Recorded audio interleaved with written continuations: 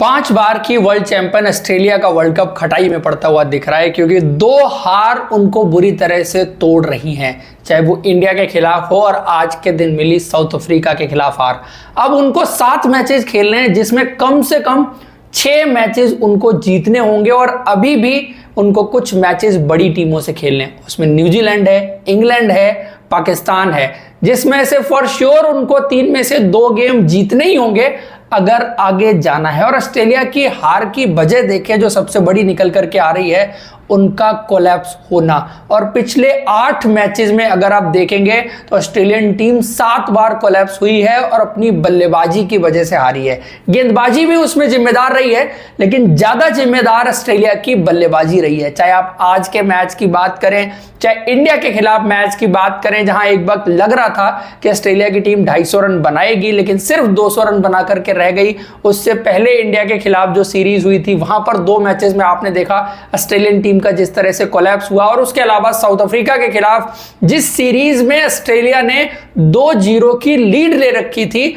उस सीरीज को उन्होंने 3-2 से हारा।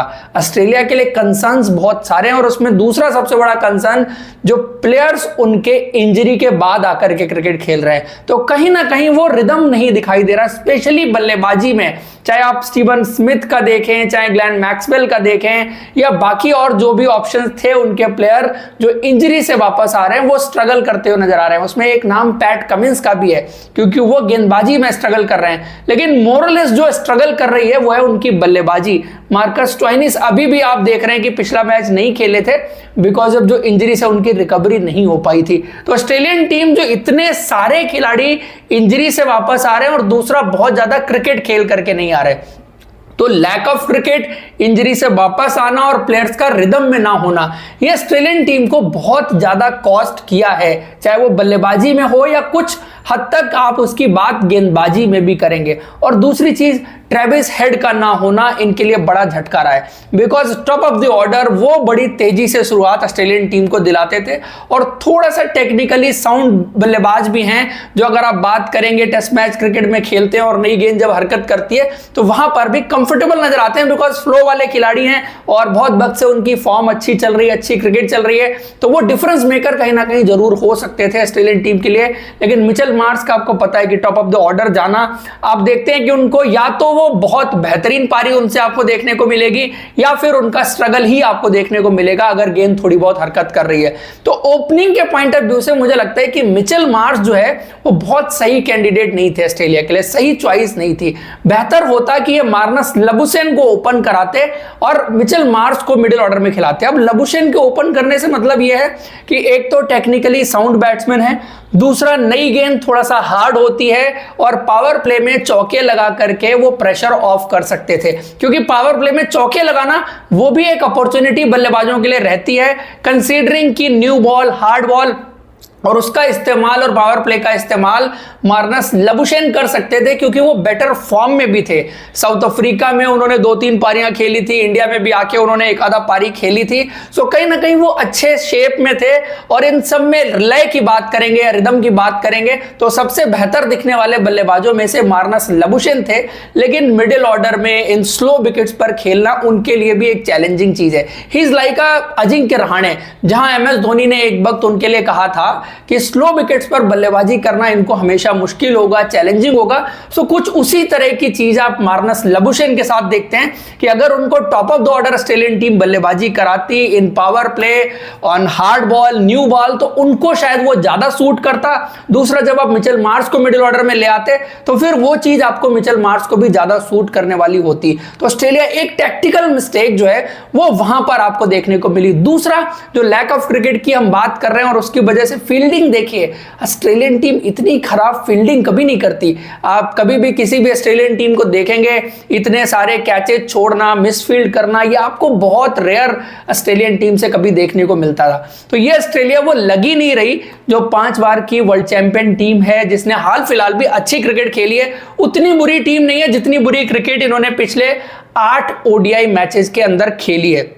उसके अलावा आप बात करेंगे इनकी बॉलिंग की, तो पैट कमिंस का मैंने जिक्र किया कि इंजरी के बाद से जब से वापस आए हैं, रिस्ट की इंजरी थी बेसिकली उनको, और उसके बाद उनकी गेंद में वो पेनिट्रेशन नजर ही नहीं आ रहा। सबसे ऑर्डिनरी फास्ट बॉलर अगर कोई नजर आया है तो वो पैट कमिंस है। साथ में ऑस्ट्रेलिया के लिए चौथा फास्ट बॉलर भी एक प्रॉब्लम है। चौथा फास्ट बॉलर वो कैमरून ग्रीन खेल रहे थे तो उनसे गेंदबाजी नहीं हो रही थी। मार्कस स्टोइनिस चूंकि इंजरी के बाद आ रहे हैं तो उधर गेंदबाजी आप करवा नहीं रहे, तो वहां भी ऑस्ट्रेलियन टीम के लिए प्रॉब्लम है। और दूसरी उससे बड़ी प्रॉब्लम कि अगर आप स्पिन डिपार्टमेंट देखेंगे ऑस्ट्रेलिया का तो वहां पर लिमिटेड स्पिनर हैं। एस्टन एगार का ना होना इनके लिए बड़ा झटका था, लेकिन क्या ऑस्ट्रेलियन क्रिकेट में और कोई स्पिनर ही नहीं है? अगर एस्टन एगार नहीं है तो क्या ऑस्ट्रेलिया किसी और स्पिनर को खिला नहीं सकती थी? मेरे हिसाब से तो ऑप्शंस हो सकते थे, ऑस्ट्रेलिया की टीम किसी ना किसी स्पिनर को खिला सकती थी। उसमें बस एक ही चीज थी कि ऑस्ट्रेलिया को थोड़ा सा बैटिंग में कॉम्प्रोमाइज करना पड़ता। तो उनका आइडिया यही रहा कि एडम जंपा और ग्लेन मैक्सवेल मिलकर के हमें स्पिन गेंदबाजी दे देंगे। लेकिन अब प्रॉब्लम कहां आ रही है? जो आपका मेन गेंदबाज है वो उस तरह से गेंदबाजी नहीं कर रहा। जब से उसको साउथ अफ्रीका में हेनरिच क्लासर ने माल लगाई है, 113 रन उनको पड़े हैं, तब से वो गेंदबाजी करना ऐसा लगता है कि भूल ही गए जिस तरह की गेंदबाजी वो पहले करते थे। तो एडम जंपा, जहां हम बात करते कि दुनिया के best, one of the best leg spinners की बात करते थे, वनडे क्रिकेट में अगर बात की जाए तो उसमें वो बिल्कुल खराब प्रदर्शन उनसे अब देखने को मिल रहा है। तो वो सबसे बड़ा कंसर्न ऑस्ट्रेलियन टीम के पॉइंट ऑफ व्यू से अगर बात करें, और उसमें सबके ऊपर और इंपॉर्टेंट चीज जोड़ दीजिए पैट कमिंस की कप्तानी। बिकॉज अगर आप देखें पैट कमिंस को ऑस्ट्रेलिया ने वर्ल्ड कप के बहुत नजदीक जो है वो वनडे क्रिकेट की कप्तानी दी है, तो शायद इतना टाइम भी नहीं मिला उनको टीम के साथ स्पेंड करने का। और बाकी खिलाड़ी जिस तरह से इंजरी से जूझ रहे थे, वापस आए तो ना टीम एक साथ में खेल पाई, ना कप्तान टीम के साथ उतना बेहतर जो है वो समन्वय बना पाया। और आप देख रहे हैं कि कप्तानी भी एक बहुत बड़ा इशू पैट कमिंस के साथ नजर आ रहा है। तो कहीं ना कहीं जो इंजरीज थी, टाइम उतना नहीं मिला ऑस्ट्रेलियन टीम को, तो बड़ी अनप्रिपेयर्ड ऑस्ट्रेलियन टीम दिख रही है इस वर्ल्ड कप में। लेकिन सफर अभी लंबा है, 7 मैचेस अभी भी बाकी हैं। जरूर ये 3 मैचेस इंडिया के खिलाफ खेले, 2 मैचेस ये खेले, और Australian team by the time progressively better हो सकती है। चांसेस हमेशा पूरे रहते हैं, लेकिन जिस तरह से चीजें जा रही हैं और हार पर हार आती रही तो ये कोलैप्स भी कर सकती है कि आपको दिखे कि ऑस्ट्रेलिया की टीम सबसे फिसड्डी टीम इस वर्ल्ड कप की साबित हो सकती है। लेकिन चूंकि ऑस्ट्रेलियन क्रिकेट और ऑस्ट्रेलियन कैरेक्टर को इसीलिए सराहा जाता है कि वो वापस आते हैं, और वापस आना उनको आता है। अब इसके बाद ऑस्ट्रेलिया के जो मैचेज होंगे, कुछ छोटी टीमों से मैचेज हैं जिसमें नीदरलैंड है, श्रीलंका है, और एक मैच पाकिस्तान से है। और उसके अलावा आप बात करेंगे तो बांग्लादेश की टीम है जो वो आसानी से जीत सकते हैं। उनको चैलेंज तभी आएगा जब वो इंग्लैंड और न्यूजीलैंड वाले गेम होंगे। लेकिन तब तक अगर ऑस्ट्रेलिया ने अपना ग्राफ ऊपर उठा लिया और ऑस्ट्रेलिया मोमेंटम के साथ उन 2 गेम्स को खेलने के लिए जाएगी, तो फिर दोनों मैच ज्यादा मजेदार होंगे। ये शुरुआत में ऑस्ट्रेलिया को जो झटका लगा है इंडिया के खिलाफ हार से, इस हार से, उससे थोड़ा सा उनका मोमेंटम जरूर टूटा है। मुश्किल कैंपेन जरूर नजर आ रहा है उनका वर्ल्ड कप का, लेकिन शायद जो कुछ इजी मैच होंगे और उसके बाद जब बिजनेस एंड में जाएंगे तो चीजें आपको फर्क नजर आ सकती हैं, क्योंकि खिलाड़ियों को बाय द टाइम रिदम भी मिलेगा। और ये खिलाड़ी खराब नहीं है, बस यही है कि उनमें वो फॉर्म नजर नहीं आ रही, वो लय नजर नहीं आ रही, उस तरह की चीज आपको ऑस्ट्रेलियन टीम के साथ नजर नहीं आ रही है। तो वही चीज है दोस्तों। ये overall Australia versus south Africa match का रिव्यू कह सकते हैं। ऑस्ट्रेलिया के चांसेस जो अब इस वर्ल्ड कप में नजर आ रहे हैं और उनका खेल जिस तरह का है उस पर हमने बात की है। आपको पसंद आया तो आप लाइक जरूर करें, और अब तक आपने सब्सक्राइब नहीं किया हमारे चैनल को तो सब्सक्राइब कर लीजिए। Thank you so much, see you in next video.